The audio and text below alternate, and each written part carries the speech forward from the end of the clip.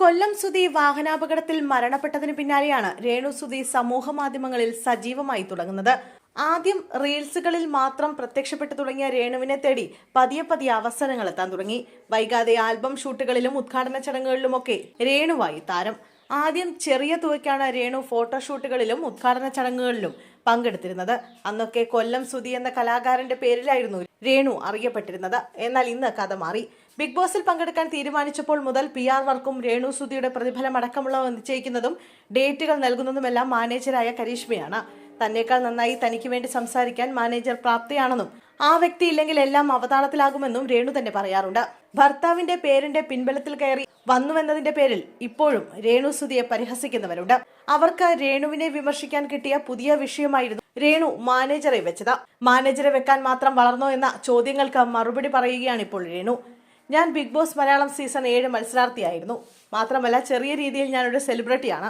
വലിയൊരു അതുല്യ കലാകാരന്റെ വൈഫാണ്. അങ്ങനെ ഒരു സാഹചര്യത്തിൽ എനിക്ക് മാനേജർ കാണും. അതിന് എന്താണ് കുഴപ്പം? എന്റെ കുറ്റം പറയുന്നവന് എന്താണ് മാനേജർ വേണോ? എനിക്ക് മാനേജറുണ്ട്.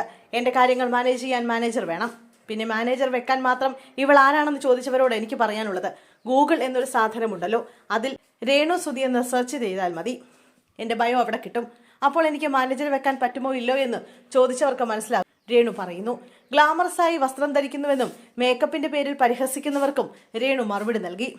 വൾഗറായിട്ടുള്ള ഡ്രസ്സല്ല ഇടുന്നത്. സത്യം പറഞ്ഞാൽ ഇടുന്ന വസ്ത്രം വൾഗറല്ല. ക്യാമറ എടുക്കുന്നവരെ കുറ്റം പറയുകയുമല്ല. ഇരിക്കുമ്പോഴും എഴുന്നേൽക്കുമ്പോഴും ചെല്ലുന്ന സ്ഥലത്തെ തിരക്കിനുമിടയിലൂടെ ഞാൻ കടന്നു പോകുമ്പോൾ വീഡിയോ എടുക്കുന്നവർ ശ്രദ്ധിച്ചു കാണില്ലായിരിക്കും.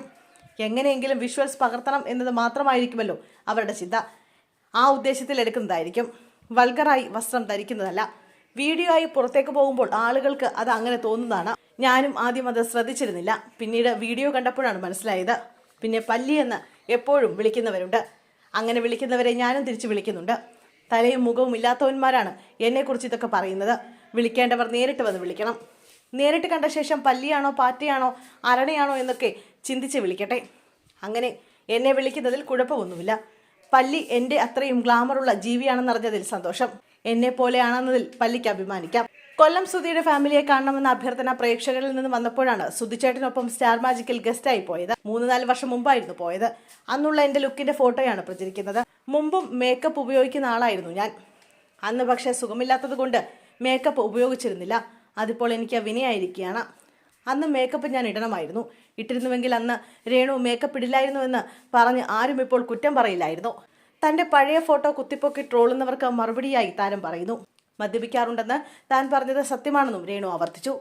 തനിക്ക് ഏറ്റവും ഇഷ്ടപ്പെട്ട ബ്രാൻഡ് വോഡ്കയാണെന്ന് സീരിയസ് ആയിട്ടാണ് പറഞ്ഞത്. ഇപ്പോഴും ഞാൻ വല്ലപ്പോഴും മദ്യപിക്കാറുണ്ട്. കസിൻസിനൊപ്പമാണ് മദ്യപിക്കാറുള്ളതെന്നും രേണു കൂട്ടിച്ചേർത്തു.